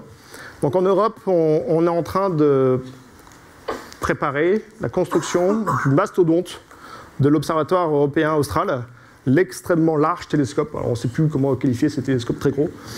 Peu importe. Ici, vous l'avez à l'échelle de... Ah, j'aurais dû prendre la tour lyonnaise, là, mais j'ai pas l'image. Bon, j'imagine que vous connaissez l'Arc de Triomphe. Donc, un objet très gros. La taille du miroir fait 40 mètres de diamètre. Alors, je ne sais pas quelle est la taille de l'amphithéâtre ici, mais j'imagine que c'est vraiment encore un peu plus gros. Voilà à quoi ça ressemble, le miroir à l'échelle humaine. Donc, c'est gros. Alors je sais que là, tous les astronomes amateurs sont très contents, ils voudraient bien jouer avec. Typiquement, chacun de ces petites cellules ici, donc il y a un millier de petits miroirs, font chacun 1,50 m de diamètre. Donc voilà, il faut construire 1000 petits miroirs d'1,50 m de diamètre. Et même si on en construisait à la fréquence d'un par jour, ce qui est déjà extrêmement compliqué, il faudrait 3 ans pour construire tout le miroir quand même, donc c'est pas simple. Ça va prendre du temps. La première lumière de l'instrument est prévue d'ici, je ne vais pas m'engager, dans les prochains 10 ans. Hein. Mais en tout cas, la montagne au Chili, donc Cerro Amazones, a déjà été quelque sorte coupée, terrassée, et les premières pierres ont déjà eu lieu. Donc la construction est en route. C'est un projet pharaonique. Le budget est de l'ordre de $1 milliard pour ce télescope de 40 mètres de diamètre, qui sera le plus gros télescope au monde, et dont l'un des objectifs scientifiques, il va faire plein de choses, hein, mais l'un des objectifs scientifiques sera d'aller mesurer l'atmosphère de ces planètes de type Terre. Et typiquement, les planètes que Plato découvrira, on pourra les observer avec l'ELT et essayer de mesurer leur composition et d'aller voir si ces planètes seraient habitables et éventuellement si on pourrait trouver de l'eau, de l'azote, du méthane, des composés qui pourraient nous indiquer la présence de vie sur Terre, de vie sur cette planète. Alors la conférence est bientôt terminée, je voulais juste vous rappeler les quelques messages à ramener à votre maison. Donc le premier, c'est que si on arrive à mesurer, on y arrive, la masse et le rayon d'une exoplanète, on a sa densité et donc on a sa composition interne. Et plus précis on est sur ces mesures, plus précis on pourra être sur la composition de ces planètes. Il y a une énorme diversité, et j'espère vous avoir convaincu que c'est le cas, dans les planètes de type Terre, ces fameuses exoterres, qui se trouvent entre la Terre et Neptune, et pour lesquelles il n'y a aucun exemple dans le système solaire. Donc cette grande diversité me donne un peu des notions d'humaniste, en quelque sorte, où on se dit que finalement, il n'y a aucune raison que... Enfin, aucun d'entre nous ne se ressemble. Il y a quand même quelques sosies, mais aucun de nous ne se ressemble. Pourquoi est-ce que ça ne serait pas le cas également dans les planètes extérieures? Donc finalement, cette diversité semble être la norme, et tant mieux, parce que du coup, il y a plein de choses à explorer. Ces petites planètes qui se trouvent dont on n'a pas l'exemple dans le système solaire, qui se trouvent entre la Terre et Neptune, sont vraiment omniprésentes. C'est le type de planète le plus fréquent dans la galaxie. Donc c'est une bonne chose, ça veut dire qu'il y a plein de terrain à à explorer. Quelque chose d'extrêmement important, qu'il faut vraiment que vous reteniez, surtout quand on fait des communiqués de presse outre-Atlantique, où on vous essaie de vous convaincre que ça y est, on a détecté une planète dans la zone habitable. Elle est certes, qui se traduit en termes de journalistes, j'espère qu'il n'y a pas trop de journalistes parce que, dans la salle, qui du coup se traduit assez vite par planète habitée, alors qu'en fait, on n'en sait rien. Hein. Ce qu'on détecte, c'est une planète dans la zone habitable, et des fois, ça se traduit dans les journaux par habité. Donc attention, ayez un esprit critique sur les annonces que nous, scientifiques, traduit des fois par des gens qui font de la communiqué de presse ou par la presse, peuvent des fois traduire de manière assez erronée, des fois c'est pas de leur faute, hein.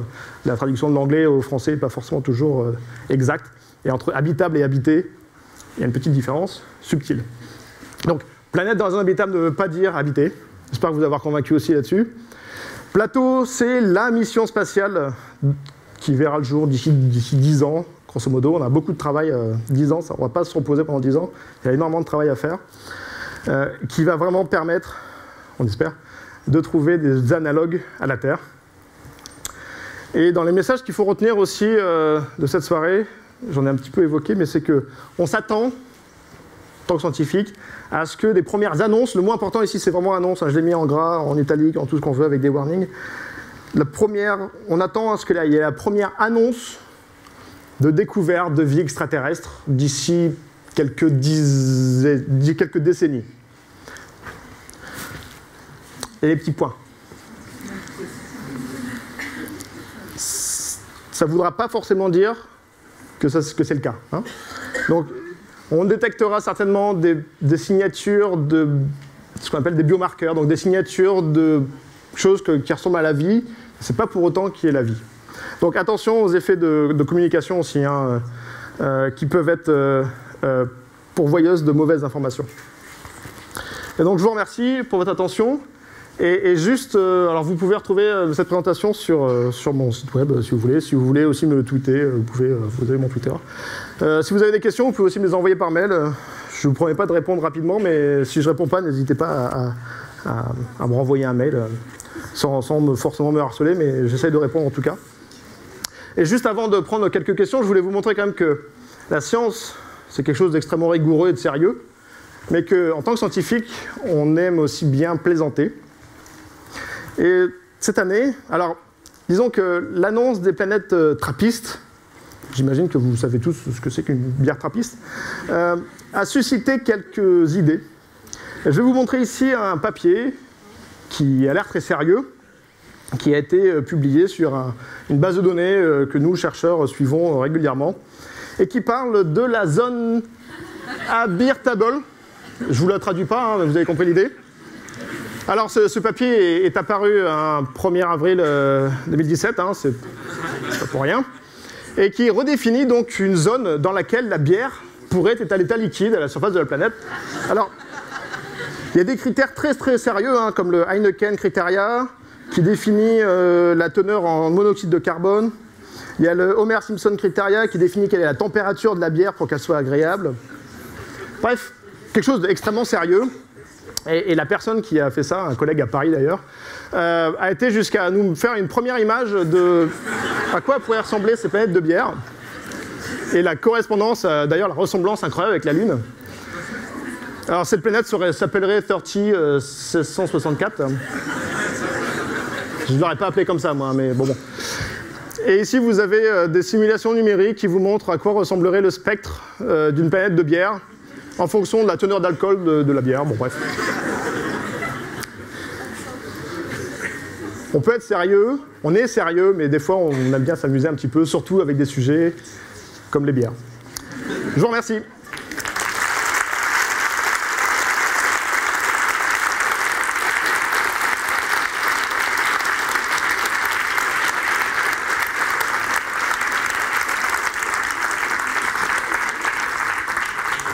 Alors c'est le moment des questions. Vous avez pour ça 2 micros qui circulent dans la salle. Vous vous signalez et les micros vous arriveront. Est-ce que la régie pourrait allumer un peu plus le public, histoire que je voie qui parle? Super.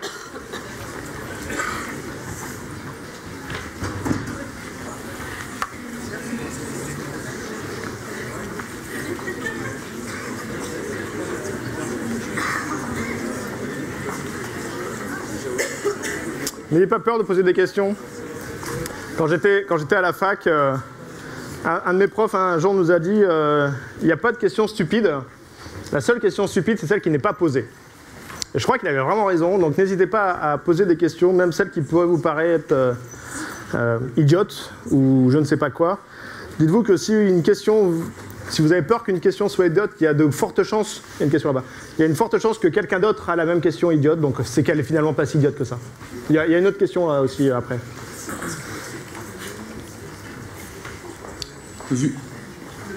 Là, ok. Vu le coût qu'il y aura de construction pour tous ces télescopes, pour analyser les données, pour après réussir à voyager dans l'espace à une vitesse suffisante, et il y a tellement de problèmes à régler, ça va coûter tellement cher. La science et la découverte, c'est intéressant, mais ça ne vaudrait pas le coup d'investir cet argent pour essayer de rester sur Terre dans de meilleures conditions? Je suis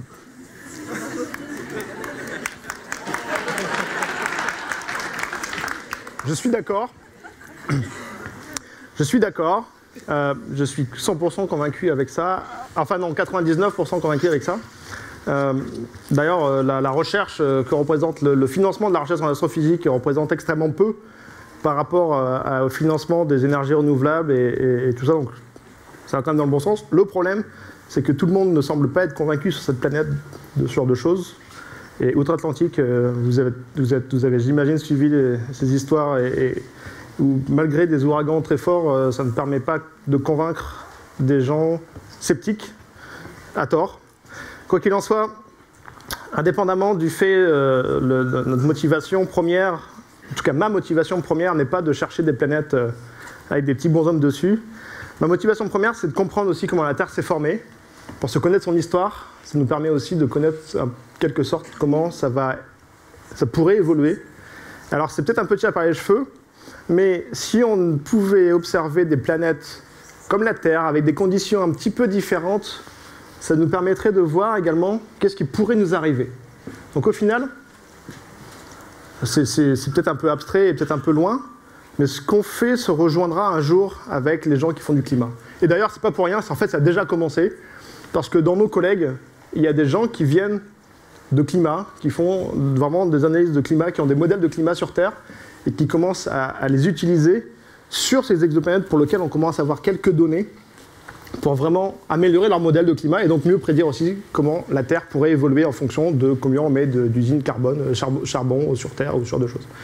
Donc finalement, ça sert un petit peu à comprendre aussi ce qui se passe dans notre planète. Et donc c'est pas pour... ça reste utile de financer la recherche en astrophysique dans le domaine. J'en suis bien sorti, j'espère. Il y avait une autre question, je crois, derrière, là-bas. Oui. Moi j'ai une question, vous avez parlé de turbulences au niveau de l'atmosphère pour les mesures des télescopes sur Terre. Oui.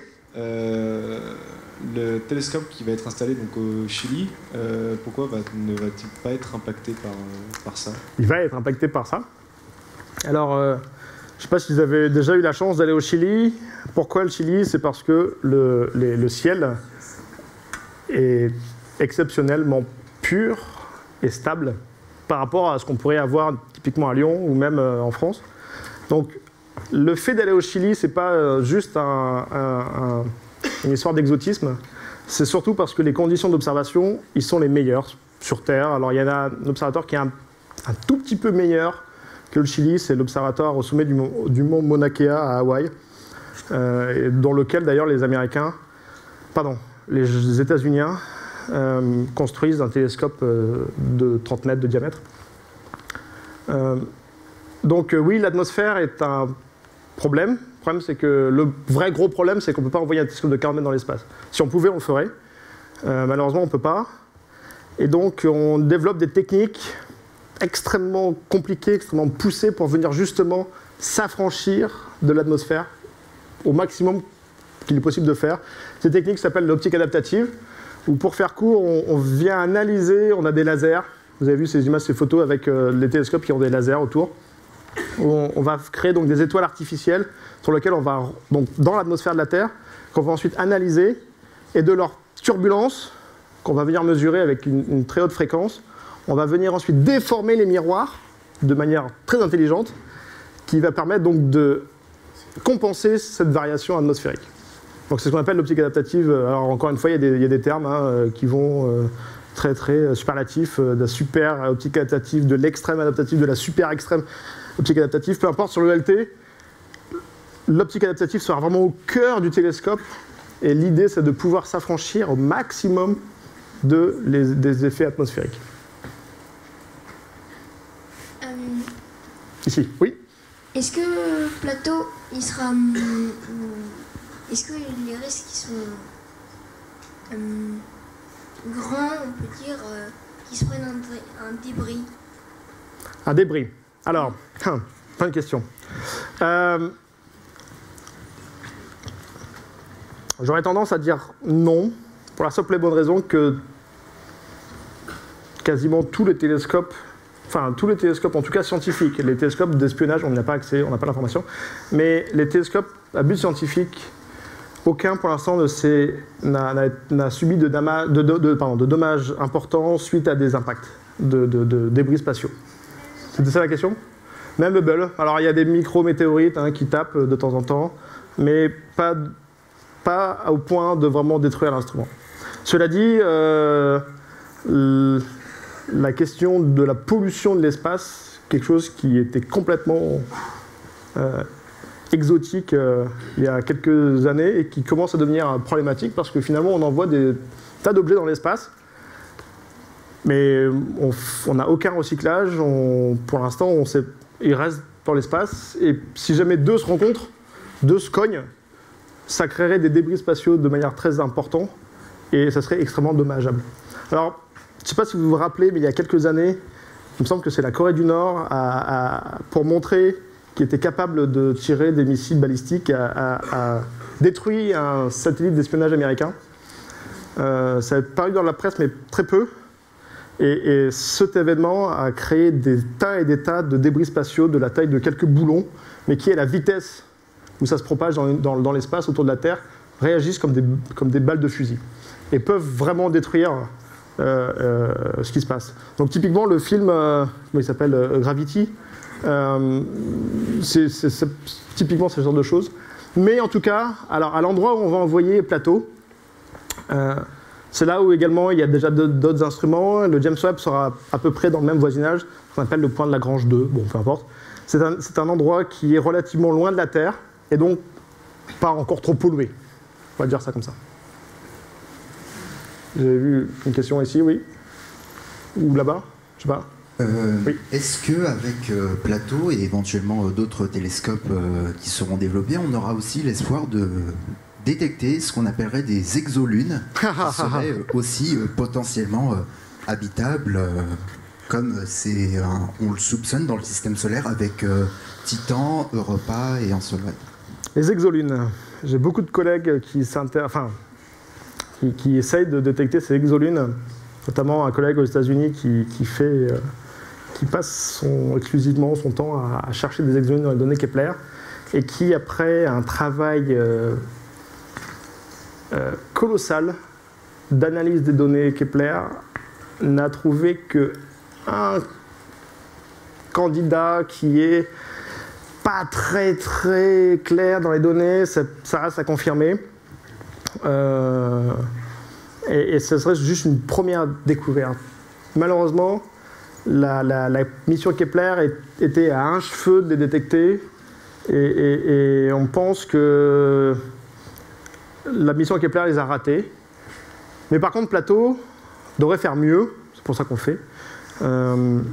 Et on a le bon espoir qu'avec Plateau, on puisse franchir ce gap, ce saut en précision, et donc détecter des exolunes autour, pas forcément d'étoiles, de planètes terrestres, mais éventuellement autour d'étoiles géantes, qui pourraient être, elles, dans la zone habitable, et donc la Lune pourrait également être dans la zone habitable. Donc c'est quelque chose qui est effectivement un peu dans les tuyaux, mais pour ça, il faudra certainement attendre Plateau. D'autres questions au fond? Ah, pardon. Ici, super. Est-ce que vous pourriez nous rappeler comment vous mesurez la masse d'une planète? Alors, on mesure la masse. La méthode principale, c'est la méthode des vitesses radiales. Et on va venir donc mesurer ce petit mouvement, ce qu'on appelle le mouvement réflexe de l'étoile autour du centre des masses, en mesurant en quelque sorte sa vitesse, sa variation de vitesse au cours du temps. Et en fonction de l'amplitude de cette variation de vitesse, on en déduit la masse de la planète. Typiquement, si vous avez une grosse planète très proche de l'étoile, l'effet va être très important. Si vous avez une petite planète loin, l'effet va être tout petit. Donc, si on connaît la période orbitale, qu'on mesure par la périodicité des données, l'amplitude nous donne, en fait, pas la masse directement, mais la masse relative à la masse de l'étoile. Alors après, il faut supposer qu'on connaît la masse de l'étoile. C'est une autre technique, je n'ai pas parlé, mais ça suppose qu'on connaît. Et si on a la masse de l'étoile, en tout cas si on connaît globalement la masse de l'étoile, on en déduit la masse de la planète. Une autre question? Il y a plein de questions, super. Excusez-moi. Oui, ici, super. Est-ce qu'on a une idée de ce que pourrait être la zone habitable dans un système à 2 étoiles ou plus? Alors, vous parlez de planètes de type Tatooine.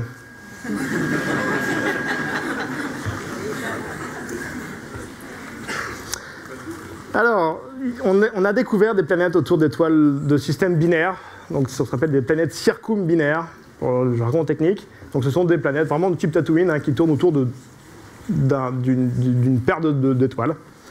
Et dans ces cas-là, la zone habitable est quelque chose d'extrêmement complexe, parce que ce n'est pas une zone, une région constante autour du centre de masse du système, parce que ça dépend de où est-ce que se trouvent les étoiles.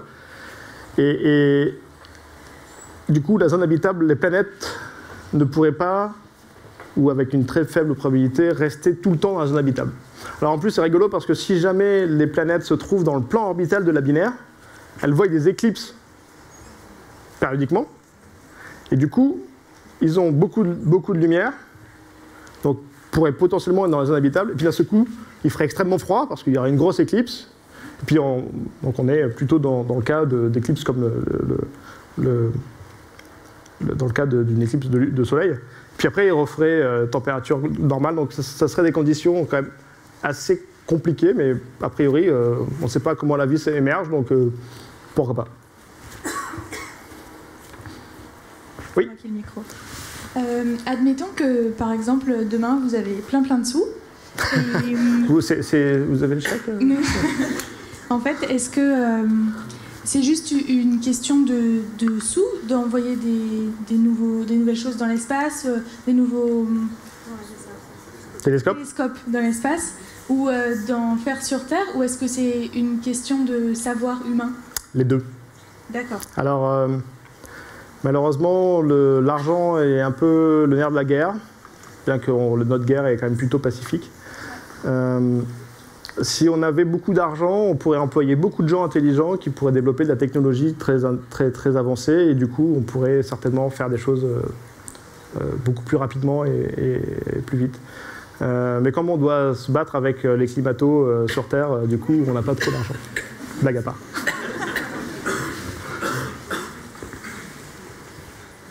Bonjour. Nous avons une question sur les zones habitables. Alors, je vois pas où est-ce que... Micro. Super, ouais, ok. Vous avez encore une question sur les zones habitables. Étant donné que sur Terre, notre atmosphère aide à la rendre plus habitable, on va dire, ouais. Est-ce qu'on peut imaginer par exemple une atmosphère qui pourrait faire le contraire et du coup étendre la zone habitable ou pas? Oui, alors effectivement, quand on définit la région de zone habitable, qui est aussi quelque chose de débattu dans la communauté, parce que ça dépend combien on met d'effet de serre. Si on suppose Mars, donc qui est dans le cas du système solaire, dans une définition assez basique de la zone habitable, donc Mars est en dehors de la zone habitable, il n'y a pas d'eau qui pourrait être à l'état liquide à la surface de Mars. Mais si on avait Mars, disons, un peu plus gros, typiquement comme la Terre ou Vénus, Mars n'aurait certainement pas perdu son atmosphère, s'il y en avait une. Et donc, cette atmosphère aurait certainement contribué à un effet de serre, et donc Mars aurait pu être dans la zone habitable également. Donc oui, la réponse, ça dépend de combien on met d'effets de serre. Il y a aussi des effets un peu inverses, un peu compliqués, où on pourrait se rapprocher, et puis où l'atmosphère pourrait faire une sorte de barrière, et du coup rester habitable tout en étant relativement proche de l'étoile. Ça reste extrêmement théorique et pas clair. Mais en tout cas, la zone habitable, c'est quelque chose qui est en fait un peu plus étendu que la définition pure, en fonction de ce qu'on met comme effet de serre. Ça répond à la question? Super. Oui, bonjour. Bonjour. Ah, ouais, devant. Bon, j'ai deux questions qui ne sont pas très techniques, mais c'est le côté habitable. Oui. J'aurais bien voulu avoir la définition d'habitable, quel est le point de vue. Non, mais... Là, je vais sortir mon joker, mais oui, on peut en discuter. Ouais. Ouais. Et la deuxième chose, c'est qu'est-ce qui fait que c'est un tel retentissement, la recherche d'exoplanètes? Je veux bien que finalement on soit content de trouver un autre univers auquel on risque d'échapper en perspective d'une guerre nucléaire, par exemple. On peut inventer n'importe quoi. Trucs, ouais. Et de se dire, bon, bah, ça y est, j'ai mon canot de sauvetage. Enfin, quand même, ça prend des proportions absolument gigantesques. Ça demande des moyens absolument gigantesques pour un type de recherche. Donc, il y a certainement, bon, ça permet de développer des tas de technologies, etc. Mentalement, intellectuellement aussi, les échanges, etc. Donc, on est vraiment à l'échelle de la planète. Donc, je peux comprendre effectivement qu'on puisse aller chercher d'autres mondes. Mais quand même, est-ce que le système solaire n'est pas suffisant pour pouvoir comprendre finalement toute cette physique? Alors effectivement, le fait d'avoir été regardé un petit peu plus loin, on s'est rendu compte qu'il y a des astres, des planètes qui ne ressemblent pas du tout à ce qu'on a dans le système solaire, je l'ai bien perçu. Mais ce que je voudrais comprendre, c'est habitable. Cette façon aussi habitable où il y a besoin d'eau, il y a besoin de lumière, il y a besoin de temps, il y a des choses comme ça. Enfin, on sait déjà sur Terre qu'il y a des vies qui existent, qui n'ont pas forcément la notion du temps, qui n'ont pas forcément la lumière, etc. Donc, si vous voulez, c'est quelque chose d'assez complexe. Et bon, je comprends très très bien le thème de la conférence. Merci. Mais ce que je voudrais derrière, c'est la genèse de ça. Qu'est-ce qui fait, quel est le moteur de tout ça? Alors, dans vos deux questions, il y en a une qui est plus facile à répondre que l'autre. La question de la vraie définition de ce qu'est l'habitabilité d'une planète. Cette question, on peut la poser d'une autre manière, qui est quelles sont les conditions nécessaires à l'émergence de la vie, en général. Alors, une fois qu'on a posé cette question, sur laquelle on n'a déjà pas de réponse, donc du coup, je n'ai pas de réponse pour la première question non plus, pour pouvoir quand même avancer, parce qu'une fois qu'on a posé la question, bon, on ne va pas très loin, mais il faut quand même essayer de commencer à essayer d'y répondre. Du coup, on se place déjà dans le contexte où on va chercher la vie dont on peut détecter. Et le meilleur exemple de vie, le seul exemple de vie qu'on connaît, c'est celui qui est sur Terre.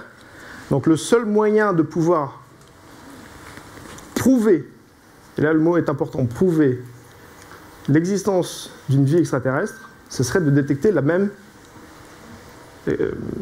type de vie que sur Terre.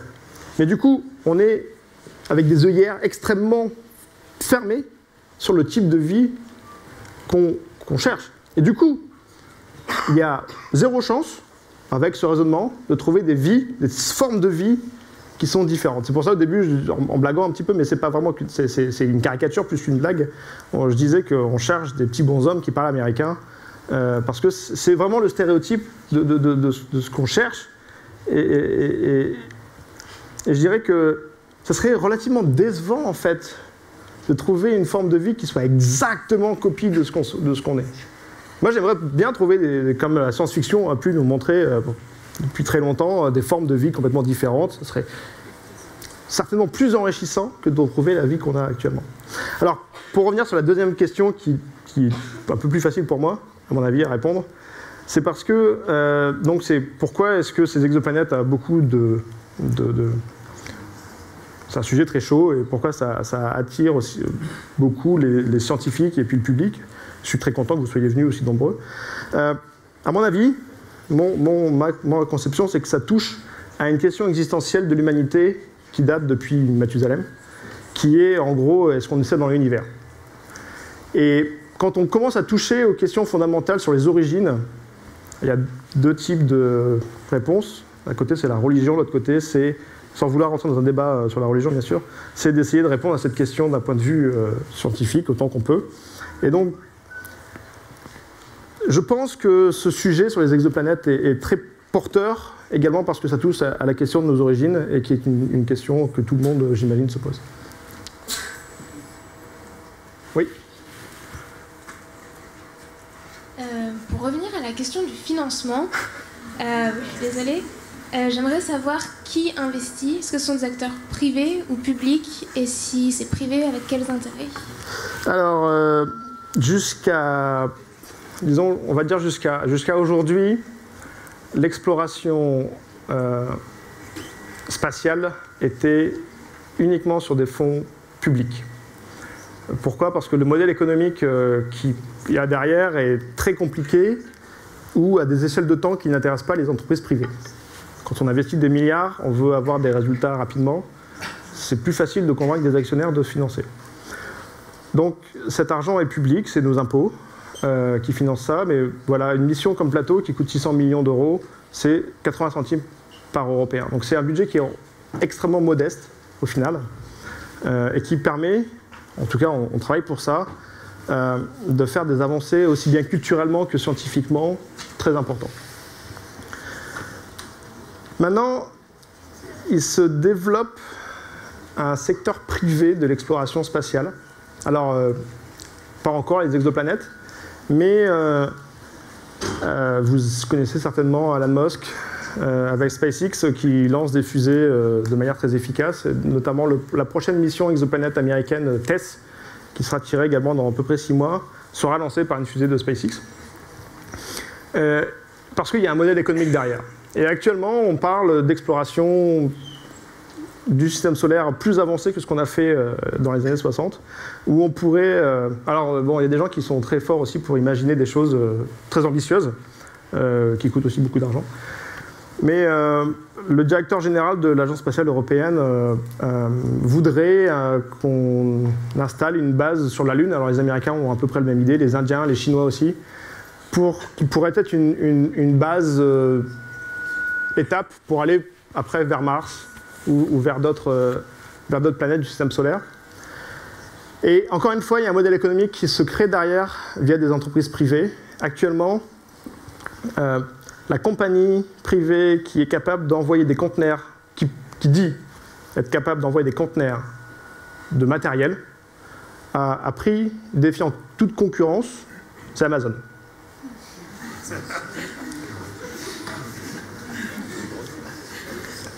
Alors, n'essayez pas en rentrant chez vous de commander votre lecteur DVD et de le faire livrer sur la Lune, c'est pas encore possible. Et le modèle économique derrière, il est très clair. Et les Chinois, pour ça, investissent notamment, mais les Chinois sont ceux qui investissent le plus à l'heure actuelle dans l'exploration du système solaire, et notamment de la Lune. Pourquoi? Parce que sur la Lune, il y a des minerais qu'on pourrait exploiter dans les réacteurs nucléaires de nouvelle génération à fusion nucléaire, donc un peu comme celui qu'on développe à Cadarache, qui a besoin d'hélium 3, enfin bref, peu importe. Et c'est un minerai qu'on trouve extrêmement peu sur Terre, mais qui se trouve de manière plus fréquente sur la Lune. Et donc, le modèle économique, du coup, devient privé, parce que ces entreprises privées pourraient très bien aller coloniser ces planètes, un peu comme Pandora de James Cameron, pour en extraire les minerais et après les revendre sur Terre. Donc on devient à mi-chemin maintenant avec un modèle économique privé qui n'est, à mon goût, à mon avis, pas la meilleure solution pour explorer le système solaire. Oui. Juste, pour rebondir. Oui, pour ce que vous voulez dire, j'avais lu un article là-dessus, effectivement, qui posait justement... Essayez d'aller un peu plus fort parce qu'il y a des gens au fond de l'amphi qui ne vont pas... La propriété de la Lune. Et ça n'a pas été... Parce qu'il y a tout un droit qui bloque après ça. Le premier qui peut y arriver, c'est à lui. Bah, ça, c'est le droit maritime. Est-ce qu'on peut étendre le droit maritime à l'espace? Il y a un vide juridique là-dessus, il y a encore beaucoup de choses à faire. C'est vraiment le cas en plus, c'est vraiment un vide juridique. C'est des questions qui ne sont pas claires. On commence à toucher aussi des questions d'éthique qui ne sont pas évidentes, mais du coup, c'est peut-être pas plus mal de réfléchir sur deux choses parce que du coup, ça nous permet de se poser aussi la question finalement des ressources, de la propriété des ressources, que ce soit sur la Lune, sur Mars, dans le système solaire, dans l'univers ou sur Terre en fait. Pourquoi est-ce qu'une entreprise pourrait s'approprier un exemple, un lot, et la revendre à des gens qui, du coup, on aurait tout autant la propriété? Du coup, ça pose des questions un peu plus globales, hein. Je n'ai pas bien sûr la réponse, c'est très compliqué, mais ça reste des questions qui, du coup, sont intéressantes.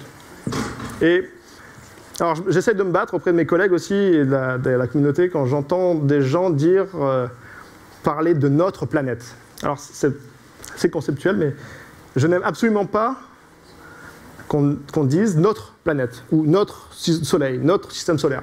ça suppose qu'on l'a acheté. Alors qu'en fait, on est constitué d'éléments qui étaient là sur Terre. Donc on est plutôt passager. La Terre est plutôt propriétaire de nous que le contraire. Mais bon, ça n'engage que mes opinions personnelles. Ici. Je vois pas. Oui, le voisin. Voilà. J'avais une autre question. C'est est-ce qu'il y a des exoplanètes en dehors du système solaire? Et s'il y en a, est-ce qu'il y a des recherches sur ce sujet? Alors, les exoplanètes sont définies comme étant des planètes qui tournent autour d'autres étoiles. Donc, ça veut dire en dehors du système solaire. Désolé de ne pas avoir été très clair au tout début. Non, pas du tout. Mais, alors là, peut-être que la question, ça serait est-ce qu'il y aurait des planètes qui pourraient tourner à l'extérieur du système solaire? est-ce qu'il pourrait y en avoir en dehors du système solaire? Alors, si j'essaie de comprendre la question, ça serait plutôt des planètes qui soient en dehors du système solaire, mais pas forcément rattachées à une étoile. Oui, c'est ça. Alors, ce qu'on appelle en anglais des free floating planètes, donc des planètes sans étoiles, complètement libres. Ces planètes sont censées exister parce que quand on crée des systèmes planétaires, pour l'instant avec des ordinateurs, on se rend vite compte que ça ressemble beaucoup à un jeu de billard où on va venir taper sur les planètes et certaines pourraient être éjectées. Et du coup, ces planètes éjectées voguent dans l'espace toutes seules. Alors, il ferait extrêmement froid, ce ne sont certainement pas des planètes habitables, mais on attend à ce qu'il y ait des planètes, effectivement, qui dérivent dans l'espace. Il y a une technique pour les mesurer, qui est une technique de micro-lentille, j'en ai pas parlé, c'est assez pointu, et qui cherche ce genre de free-floating planètes qu'ils ont potentiellement déjà détectées, mais des instruments dans le futur, encore une fois, permettront éventuellement de la détecter. Donc on attend ce que ça existe, on commence à avoir des brides de détection, et certainement dans le futur, on en aura une information. Et l'intérêt de ça, c'est que si jamais on était capable de pouvoir avoir une statistique de combien il y a de ces objets qui existent, ça nous permettrait d'avoir des contraintes très fortes sur le nombre de planètes éjectées dans les systèmes. Donc par exemple, si on revient au système solaire, on peut se poser la question de combien il y avait de planètes à l'origine du système solaire, avant qu'il y ait éventuellement de systèmes chaotiques où des planètes pourraient avoir été éjectées. Donc du coup, ça peut nous donner l'information de quelles étaient les planètes à l'origine dans le système solaire. Est-ce qu'il y a donc la masse du disque primordial, etc. Donc il y a plein d'informations à récupérer de ces détections. Ouais, j'avais... Ouais. Ouais, ici. Ici. Le micro appuie trop de piles, c'est bon. Donc aujourd'hui, il y a deux moyens pour observer l'espace, soit pour découvrir des exoplanètes ou pour d'autres recherches. Soit on met un satellite dans l'espace, soit on le met sur Terre ou au Chili par exemple. Ouais. Mais à quand la construction d'un satellite directement dans l'espace? Aujourd'hui, soit on met un petit satellite dans l'espace, soit on met un gros satellite sur Terre, mais est-ce qu'on peut faire un gros satellite qui nous permette d'observer dans tout le spectre de la lumière directement dans l'espace? Alors, ça s'appelle l'UVOIR. C'est un projet de la NASA. Alors, la construction ne sera pas forcément dans l'espace pour des raisons de budget pour l'instant. Mais la NASA prévoit déjà le successeur du James Webb. Et l'idée, ça serait de faire un télescope de 8 à 16 mètres. Enfin, ça serait bien qu'on fasse 16 mètres de diamètre, envoyé dans l'espace. Et là, ça pose des problèmes parce qu'on a actuellement, et d'ici à ce que le temps où on voudrait avoir cet instrument disponible pour nous, on pense qu'on n'aura pas la technologie pour envoyer ce genre de choses dans des fusées. Donc il faudrait certainement plusieurs fusées, reconstruire sur place. Mais ça coûte extrêmement cher, en fait, tous ces genres de choses, et on travaille à budget limité. Donc on essaye de faire un maximum avec l'argent qu'on dispose. Cela dit, ça crée de la technologie qui est utile et qui revient après dans le public relativement dans la vie de tous les jours relativement rapidement. Donc la construction de télescopes directement dans l'espace, c'est pas tout de suite. On va prendre une dernière question, monsieur. Donc j'ai une dernière question.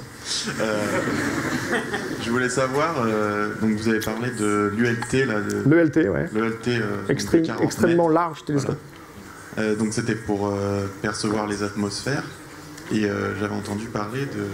En ce moment, ils fabriquaient... Enfin, il voulait, pour voir le trou noir galactique, faire entrer en résonance plusieurs télescopes aux quatre coins de la Terre pour faire un télescope qui aurait comme un miroir de la taille de la Terre.